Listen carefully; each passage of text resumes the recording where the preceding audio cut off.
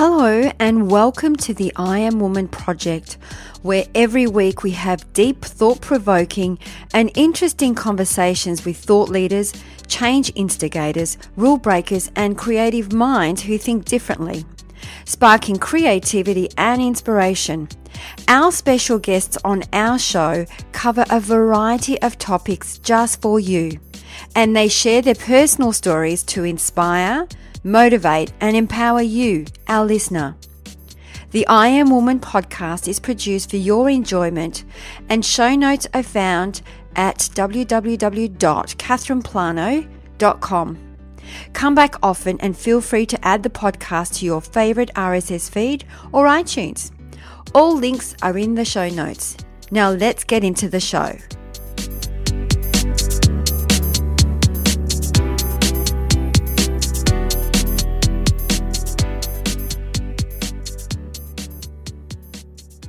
Hello and welcome. This is Julianne Black and you're listening to the I Am Woman project, the place where collaboration meets inspiration and possibility.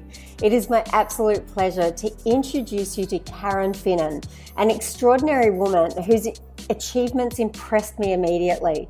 I've been so excited to share her story because I've been around this woman for many years now, actually probably 4 years, and every time I meet her, she's just evolved into something even more extraordinary. So I'm really thrilled because this will be a fascinating conversation as we deep dive into Karen. Welcome, Karen.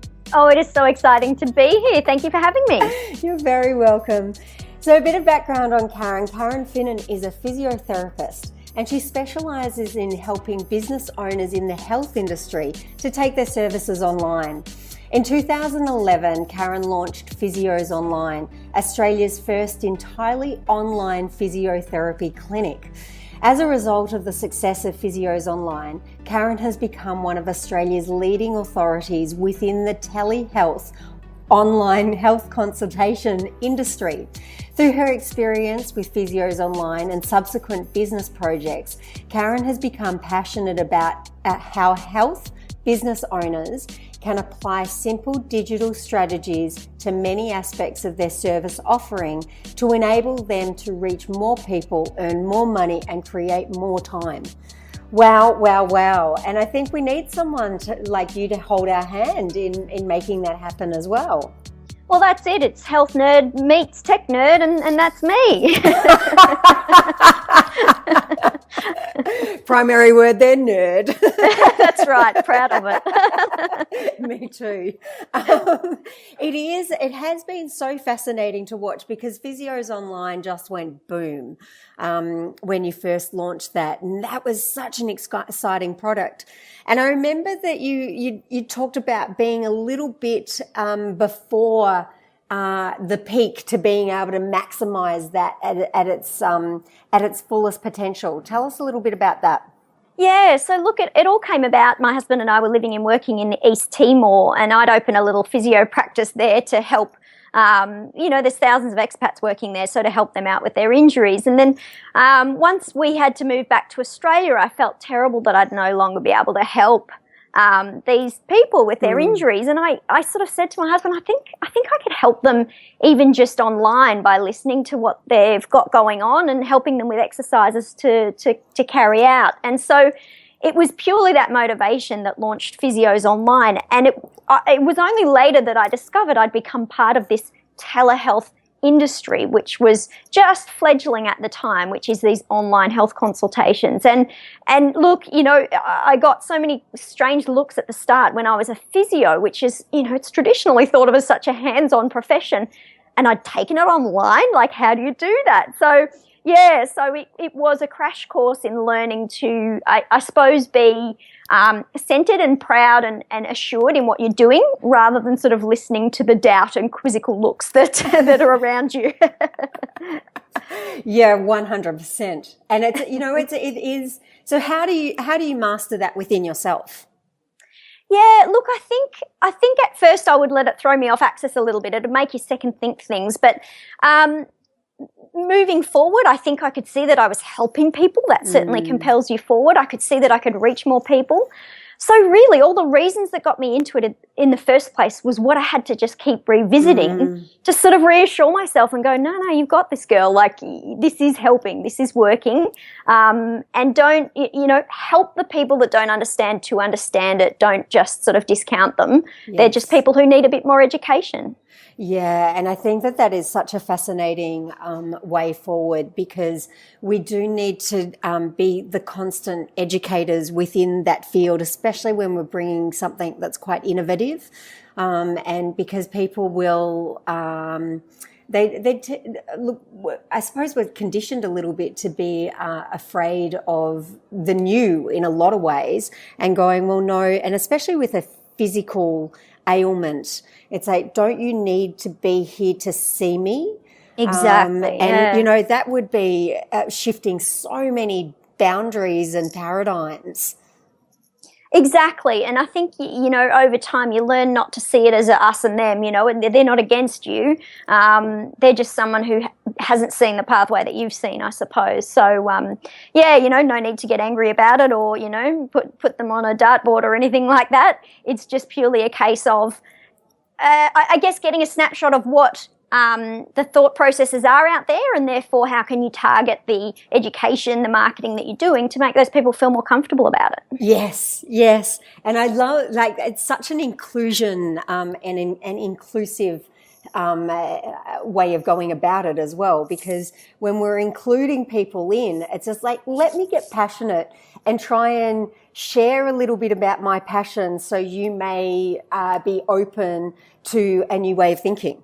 Yeah, exactly. In fact, I remember someone saying to me at the time, when I was saying, people don't understand what I'm doing, they say, always just start with, I know how you feel, I felt the same way. Yeah.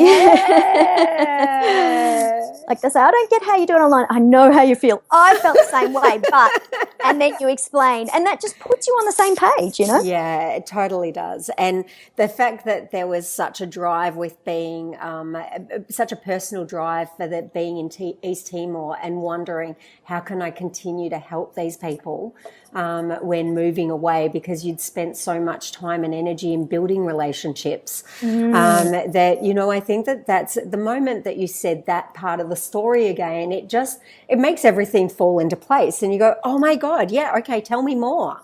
Yeah, well, that's right. It's all good ideas and all successful stories, start with a problem that you had to solve, don't they? Yes. Or a solution we needed ourselves as well. That's it. So you've unpacked it a little bit, but what truly does drive you? What's the best part of your job now? Look, I've always been drawn to freedom.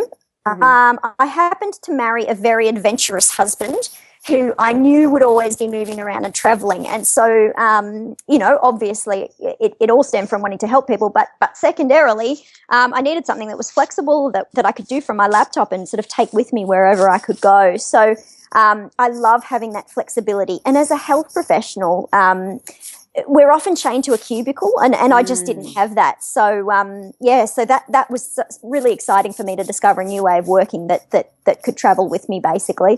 Yes. So that's what drives me. And now it's obviously morphed into helping other health businesses to do that too, because, I've had so much fun with it and so much freedom with it. So, yeah. Yes. There was just the tangent that I was going to go on then was just the amount of people that would have thought, especially massage therapists and physiotherapists and occupational therapists, and so many people that have been taught that this is the only way that you can do business. And you're coming in and sharing a brand new way that they can continue to have patient contact, as well as being able to duplicate their time so they can get in the freedom game as well. That is exactly it, yeah. And now I find a real sweet spot at the intersection between automating but personalising. So if everything's completely automated, we lose people. There's no human connection. And that in this technical world, I think, is so crucial. Yes. So what are ways that we can leverage our time better but still make things really personalised and individualised to people? So, yeah. Yeah, love it. So with the benefit of hindsight, what would you have done differently in your life or career? What's the best advice? Oh, and then again, what's the best advice that you've ever been given? Look, I think certainly coming from the health industry, I think a lot of validation comes from senior people. Well, how many research papers have you done? Have you, done your time in the trenches? There's this real a sentiment of having to be experienced and having to have lots of years under your belt and, lots of letters after your name to be credible. Mm-hmm. But I think I wish I knew back then that as long as I have good, solid reasoning to do things, I'm just as qualified as any to be known, to do something big and to really shift things. I think I grappled with that for a while because of my industry. And I just saw the value that came from being green. So I think my advice is like when you're green and new at something, it doesn't necessarily just mean being young, but when you're new at something, you've got that energy, you're not bogged down by the way it's always been done or whatever. Yes. Just go in head first, That's when you often make the most impact and get the most done is just when you're green, you're full of energy, you have a fresh idea and you're not bogged down in the things that can hold you back. Yes. And if we know Karen and you get a sense of her already, she has a bundle of energy. It is just, it's infectious, it's intoxicating, it's delicious. And so what about the best piece of advice? Best piece of advice, I think, is just about giving yourself permission. It's a bit of a cliche, but I think that people feel like they need to wait for something magical to happen before they can be known, before they can make shifts, before people will listen to them.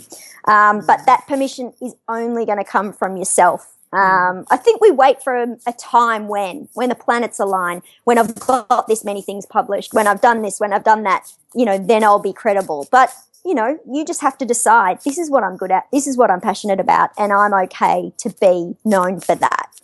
Yeah, there's definitely, it fascinates me, the whole fraud mentality. And I talk about it as our arch nemesis. Like we are the star of our life, but we were also battling with the arch nemesis within ourselves, going, who do you think you are? And there is certainly a degree of internal courage to push the boundaries of your own status quo, to go, you know what, no, put me in Central Park on a box and I will be able to talk about this topic forever because I am so passionate about it. And I think that's, if life puts us in a box, and I think our role is to not put ourselves in the box, but paint the box the way that we want it to be and stand proudly on top of it and talk about what it is that our passion and our heart desires. That's of contribution. I think that is such a good way to put it. It's so true. I love the box in Central Park. I usually call it the dinner party test. If you were at a dinner party with someone who had the same passions and interests as you, what would you talk about all night? And if you can do that with a certain topic, that's it. That's enough. Yes. You've got the passion. You've got the knowledge. And I think, there is a certain amount of credentials that you need in order to feel like you are like on the path. And what you said about we're often waiting for a time. We're often waiting for an amount of money to be in the bank to know that we're successful, to know that we can go to that next level, to know that we can start using technology to our advantage, to know this, to know that. And I think that it's that self-inquiry as to, well, when's enough for you? Exactly. And almost become comfortable with the fact that there'll always be another finish line that you set. So just get going. Yes, now. Yes, exactly. So on a similar theme, what do you feel is the greatest lesson that you've ever learned? Oh, look, I think a few of the things that have really surprised me along my pathway is when people have reached out to me with knowledge of me and what I do that I haven't even known have been observing or watching or noticing what I've been doing. You know, you write blog posts and send them out into the world. You do social media posts and send them out into the world. And you just don't know if people are really taking note or taking interest. And some of the biggest shifts and the biggest breakthroughs in my business pathway have been a call from the blue of someone who's seen that stuff and are offering me an opportunity or a funding or something like that. So I think the real thing there is that just pretend like that amazing person is always watching, because they may well be. Yes. Yeah, absolutely. It's being one of your other businesses about puppies. Yes. It's almost like that consciousness of, if nobody's watching, would you pick up the poo when you're walking your puppy late at night? And I think if we keep in mind that there is always someone watching, and if we do that from a nurturing point of view, not the stand over and like you've got to perform, but actually being able to go, yeah, look, I'm putting it out there. There will be this one person that needs exactly what I need, what I'm sharing at this moment. And if I don't do that, they can't achieve their full potential. So I have to step up, even though it may feel invisible. I have to step up and do that in order for them to create their own greatness. Yeah, exactly. That's exactly it. And just remember that all these little bits and pieces that you're doing weave into one big web to trap the most amazing people that can help you in your journey. And you know, that's really what I've found. You think they're just little things and you think they're just going nowhere, but it's all adding. It's adding to your digital footprint, which enables you to stamp what you do, put it out there, and therefore, you know, extend your net further, help more people, reach more people. So, yeah, that's been a real eye-opener for me. Yeah. So what, on the tail end of that then, what would be, what advice would you give your younger self? Yeah, I think it probably is around that jump straight in. Don't wait for validation. Jump straight in. And, you know, I'm sure we all feel on our journey, I wish I'd started that bit sooner and that sort of thing. You know, there's just no time like getting started rather than waiting for something to happen. I think the other thing too is that the younger you are, the less certain you are in, I guess, where you'll end up. Yeah. And as you well know with my journey, Julianne, it's okay to pivot a bit along the way, you know, set a course. And, you know, certain things, certain circumstances, certain passions will you know, shift and pivot you along the way. Yeah. And that's okay too, you know, that's fine. Yeah. Yeah, I talk a lot about bringing it home to be full integration. And the thing that I've noticed and marveled about you is that each evolution has been another another element of wholeness has come together, and you always find your way home. You're always like, yes, no, this is, and as you said in the opening, of being able to go, okay, what are my main drivers? And you always seem to find your way home to those things. Well, that's exactly right. It's been a really big year for me this year because I'd had a few projects on the go. And I really, at the start of this year, sat down and said, what ties these all together? What is the common thread between them? I was obviously doing the online physio stuff. I was starting to do some training, some online coursework with another physio in terms of helping physios with their social media. And you alluded to as well, I've been doing a bit of work with dogs, fitness with dogs, and also some fostering. And, you know, I was looking at what's the thread between all these things. And certainly technology was always present in all of them. I automated things. I systematized things to make them easier to run. There's always the element of helping people, and there's always the element of health or fitness. So this year has been the year to sort of tie that together under sort of, I guess, my personal brand and you know, and now help others to sort of do the same thing using the same tools that I've used. So yeah, so I think you know, your journey will take you in many directions, but keep searching for those common threads, because that's your home, as you say. Yes, my arms were just up in the air as I was cheering you on just then, going yes, yes, yes, yes, yes. So good. And what about what keeps you up at night? Oh well, do you know, I quite like this question. Because if anything, it's ideas. Yeah. You know, or that frustration of there were a million things I wanted to get done today and I only did 503 of them. But on the most part, I sleep pretty damn good, actually. And I think it's one of those fabulous ingredients to a healthy life is that regular sleep. So I do try and, and get a good solid night's sleep. I think that powers me during the day. And I think if you've got clear systems in place, your mind isn't left wandering too much at night. Yes. You know the lists are there, you know the priorities are there, the top 3 things ready for the next day are there. You need that time to switch your brain off. Yes. So as much as possible, I allow myself to sleep like a log. And you know what I love about there's been a few standout women that I've interviewed when we get to this particular question, and they're like, nothing, I sleep. And I'm just like, oh my God. And one of them even said it as far as one of my highest values is sleep. And I went, that is brilliant. I love that. And it is really similarly because you need to have that rejuvenation and replenishing to be able to get up in the next day and go, woohoo, here we go again. Exactly. You know, in the finance world, they say pay yourself first. And I think that's part of health is pay yourself first. Yes. In 7 to 8 hours of sleep.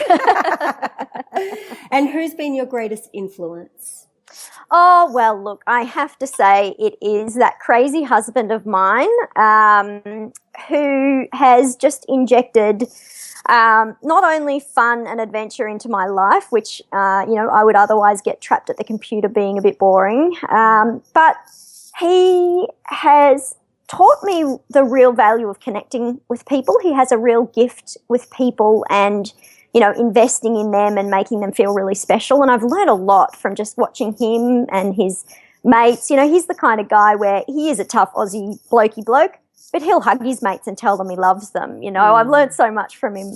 And look, he's that guy who'll, drag me up the hill when I'm struggling and, I call him my catcher and my puller. If I try something big and I fall, he'll catch me. And if I'm struggling and doing it tough, he'll pull me up the hill. Oh, wow. What a magnificent relationship. Yeah, I'm pretty lucky. Yeah. Well, and it's also a gratitude moment for you to being the person that you are, to have attracted such a man as well, so you can both realise your full potentials with each other. Oh, that's a lovely way of putting it. Yeah, thank you. You're very welcome. Because I love this next one, and I think it's fitting for him as well, is like, if you were to pick one word that best describes your personal brand, what would that be?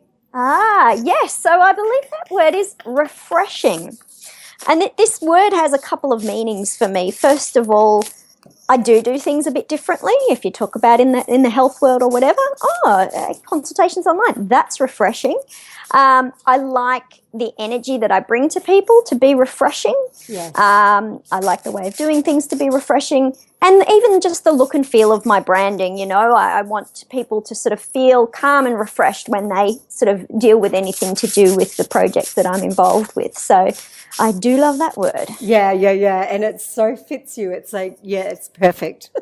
So with the nuggets that we love our listeners to be left with, what are 3 golden nuggets that you would give our listeners today? Golden nuggets. Look, I think the golden nuggets are throw yourself in. The greener the better. I think. So tell me, let's unpack that a little bit. Throw yourself in, the greener the better. If someone has several years on them, yes. How would that translate to them? That's a really good question. Well, I think that if you've been doing something for a little while and it's working for you and you're happy, awesome. But if there's something getting a bit flat or a bit stale about it, I think this is where the green comes in. What's something that either you've been hankering to do but haven't had the courage, or what's something that you're passionate about that you could tie into it that's a little bit new? Or what have you seen in your industry that makes you a bit frustrated? How can you shake that up a little bit? So do something a bit different if you're not quite happy with where you are right now, and be that green, fresh person doing it differently. Don't wait for somebody to say that's a good idea, or that's, if other people have gotten there first, well, you're not going to sort of be creating that freshness or that innovation. So, yeah. So green can come from just shifting into something a bit new. So would that also be listen to yourself? Because I know that we're very much in the information era right now, where pretty much anything that you need can be available online. And what I find is that a lot of people actually go to many, many courses and many, many programs in order to be able to learn the skill set. But what they really need to do is, once again, to come back home and listen to their own intuition and follow their own brand and the beating of their own drum in that. Is that similar to what you're saying there as well? So completely true. Yeah, exactly. Yeah, definitely. Yeah, what you said. Bang on. Because I got that from the courage, because I think that if we want to do something differently, and we need to try to find the courage, and the only way that we're going to discover the courage within ourselves is if we take action. So it's about kind of peeling back the layers, or going back to that first scene and going, what's the very first scene that needs to be actioned here in order for me to be able to take a first step? Exactly. And I think sticking your head above the trench is traditionally thought of as a scary thing to do.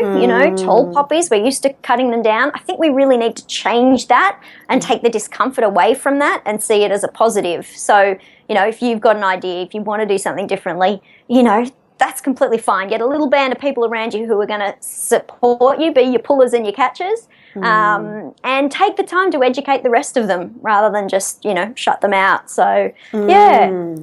Yes.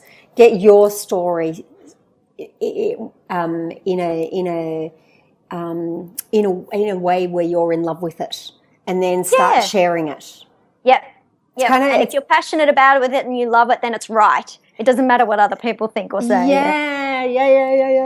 We're in such a delicious time because of that as well. I think there's so many people out there that will support you going after your dreams, just because it's your dream. Yeah. Awesome. Okay, nugget number 2. That was juicy. Nugget 2. I think I'm gonna go to with this one, because we are talking about awesome women in this podcast. We're talking about the meaning of feminism. This is something that I've been tossing around quite a lot. I think that we need to make the term feminism whatever we want it to be.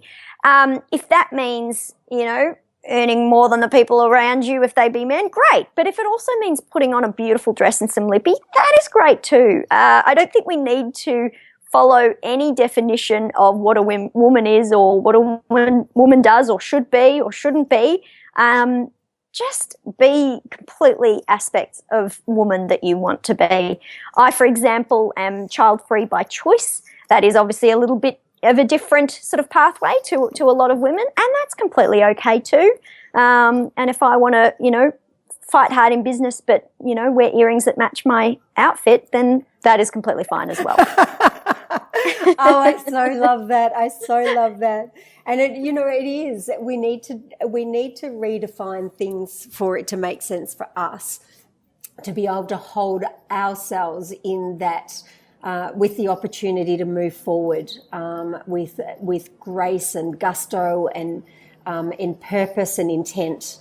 And unless we start redefining some of those old beliefs, whether it be from a family or society, that's the only way that we're going to do it. And I think feminism is a really interesting word, and I think there's a lot of diversity that we can do within that now too. I love that. That's awesome. Yeah, and I think we can't let it confuse us, because it can be whatever you want it to be. Yes, and I think the more we actually talk about it, the more commonality we'll probably find with each other as well. Exactly. Okay, nugget number 3. Nugget 3, I think I might for this one pull out, I've got a few little mantras that I tend to live by, but I think for women this is a particularly important one. And it's a saying, a flower doesn't think of competing with the flower next to it, it just blooms. And I think that it can be easy to be very competitive. We're seeing everything pan out on social media. We're seeing what our friends are doing. We're seeing what other businesses are doing. We're seeing what other women are doing, how they raise their kids, what they wear, what they do. Don't worry about all of that. Just do what's best for you. Make yourself bloom in whatever way you need to. And it doesn't matter what the people around you are doing. Your success isn't measured by everyone else or people around you. It's purely to what you measure that and what you want that to be. So I love that little saying. Oh, I love it too. I got goosebumps when you said it. It was just like, yes, yes, yes, yes. Oh, wow. How delicious is this? So what does the future storyline look, sound and feel like in one sentence for Karen Finnin moving forward? Oh, wow. Yes, I think I would have to say to continue living a refreshing life with passion, flexibility, love, and my beautiful dog. Yes, and of course your husband and freedom. he was the love bit. Yeah, wow, that's perfect. Perfect. A refreshing life. I think that's it's a particularly good one for you as well, knowing your word. And I encourage everyone to get a sense as to what their word is, because whenever you feel a bit off center or just life is happening, you can bring yourself back to that word and go, hang on a second. If one of my mantras is being refreshing, then what do I need to do in this moment? Who do I need to be in this moment to be refreshing? I completely agree, and that is really something that I go by a lot. I think there's so many decisions we need to make every day, from little tiny teeny ones to what should this Facebook post be, to massive ones. Should I move house? Should I, pivot this business? And if you have those, one particular or even 2 or 3 words that you reference that back to, does this fit with these 3 words or this word? It just makes the decision making so much easier. Yeah. I've got so much deliciousness from this interview. It's been so powerful, and I think that there's some real standout moments in there to being able to just help people, whether they're in a funk or whether they are striving and arriving in their business right now. And I think that you've touched on so many different aspects of what it takes to be a woman nowadays, and especially a woman in business and a woman doing life well. And I really thank you for being here today. Oh, it is an absolute pleasure. And look, I feel great. So, so you've helped me too. So where can our beautiful listeners find you? What's a website? Yep, great. So you can have a bit of a look at more about what I do at KarenFinnin.com, which is KarenFinnin.com. So that is as everything you need to know about me. Amazing. Thank you so much for joining us today, Karen. What a treat.